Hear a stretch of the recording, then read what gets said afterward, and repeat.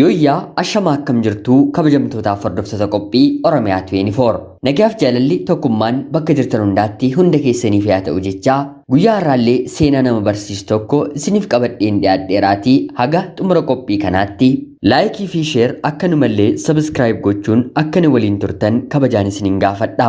Bakka jirtanitti intarneetiin sin jalaa cufamee yookiin immoo ispiidiinsaa hir'atee keessumaa immoo yeroo ammaa kanatti feesbuukii, teelegiraamii, iimoo, waatsaappii fayyadamuuf kan isin rakkisaa jiru yoo ta'e appilikeeshinii VPN bantanii ittiin hojjechuu dandeessan bilisaan kan argattan liinkiin isaa komentii viidiyoo kanaa kan jalqabaa jala jira.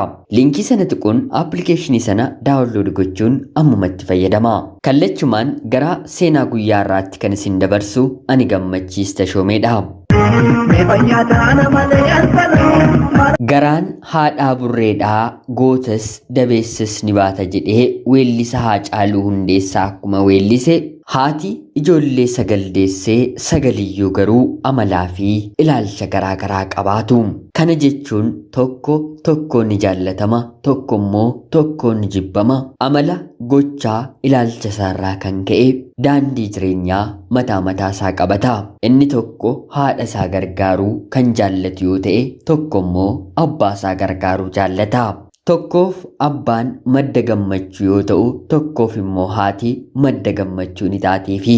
Tokko immoo haadhas abbaas jaallachuu isaa dadhabee obbolaa isaa keessaa tokko jaallata yookiin immoo ollaa fira itti madaqu isaaf yaadu maatii ol ta'uufii ni argata.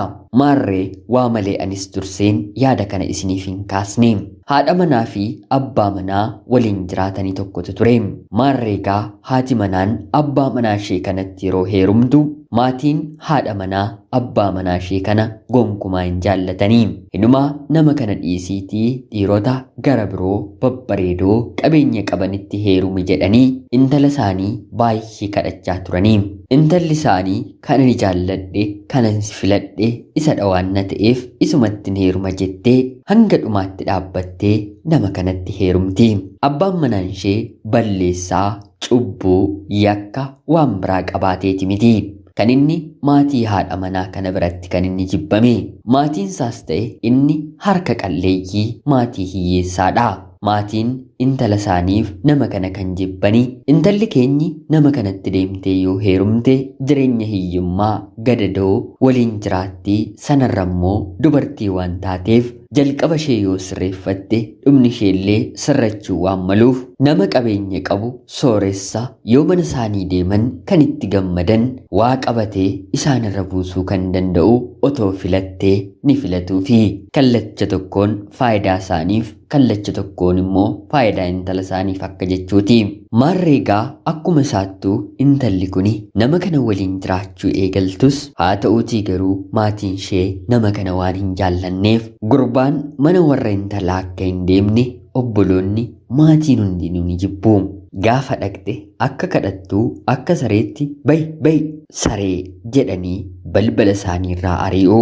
Intalli wanta nyaatamu mana ishee keessaa gaafa dhabdu haadhaaf abbaa ishee bira deemtee firfaarii kadhatti. Haatiif abbaan ishee ishiif nyaata gaarii kennanii abbaa manaa ishee fi ijoollee isheef immoo irraa hafaa nyaata bulee walitti qabanii hoodhu nyaachisii rabbi jedhee immoo kanuma nyaatee sirraa obbaafataa du'ee sirraa darbaa jedhaniitti kennu.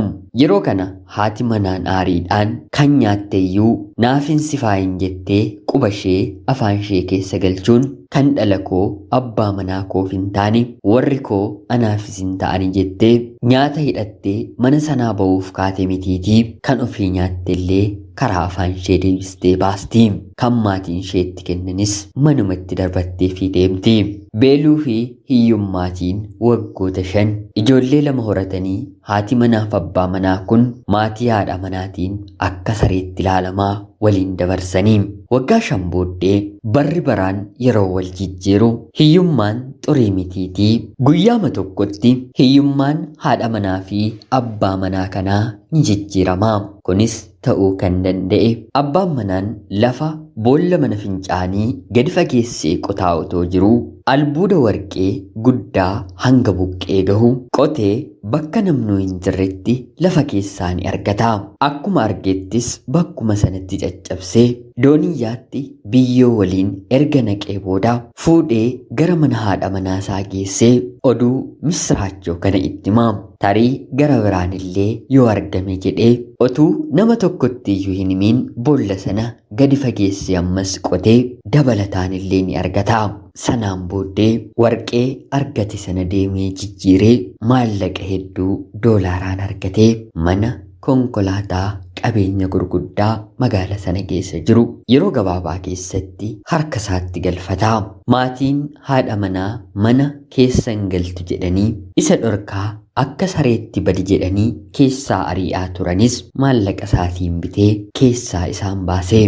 Al takka takka rabbi kan namni nutti darbu imimmaan dandeenyee dhala maatii bultii keenyaaf jennee dabarsinu walitti qabee bifa kanaan ilaa kunoo gatii dafqakee gatii dhiibamuu kee gatii darbatamuu kee jedhee gaafanni nuuf kennullee ni jira. Oromoon akkuma mammaa kee hiyyummaan xurii miti nama qabatee hin hafuu akkuma jedhamu hojjechuun dafqaan buluun nama kanaa haga dhumaatti obsa argachuu lafa qotuu lafa keessaa immoo albuudaa argachuun obsa isaa rabbillee hagam akka keessatti yaadate seenaa nu argisiisudha.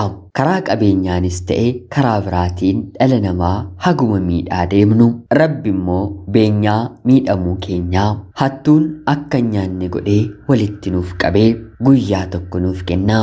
Haga sanatti obsuu yoo nu darbatan darbatamuu yoo nu dhiiban dhiibamuun immoo wanta nurraa eegamu jechaa seenaa kana nan goolaba.